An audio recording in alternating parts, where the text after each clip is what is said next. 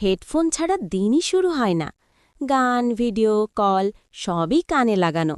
কিন্তু জানেন কি, দীর্ঘদিন হেডফোন ব্যবহার চুপচাপ শরীরের বড় ক্ষতি করে।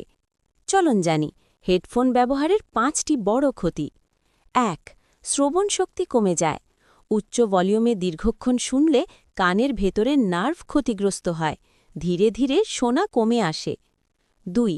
কানে ব্যথা ও সংক্রমণ। একই হেডফোন বারবার ব্যবহার ঘাম ও ব্যাকটেরিয়া জমায়, ফলে কানে ইনফেকশন হতে পারে। ৩. মাথা ব্যথা ও মনোযোগ কমে। দীর্ঘক্ষণ হেডফোনে শব্দ মস্তিষ্কে চাপ তৈরি করে, ফোকাস ও কাজের মনোযোগ নষ্ট হয়। ৪. ঘুমের সমস্যা বাড়ায়। রাতে হেডফোন ব্যবহার মস্তিষ্ককে অতিরিক্ত উত্তেজিত রাখে, ফলে ঘুম ঠিকমতো আসে না। ৫. মানসিক চাপ ও আসক্তি। সবসময় কানে হেডফোন থাকলে নিজের চারপাশ থেকে বিচ্ছিন্নতা তৈরি হয়, স্ট্রেস ও একাকিত্ব বাড়ে।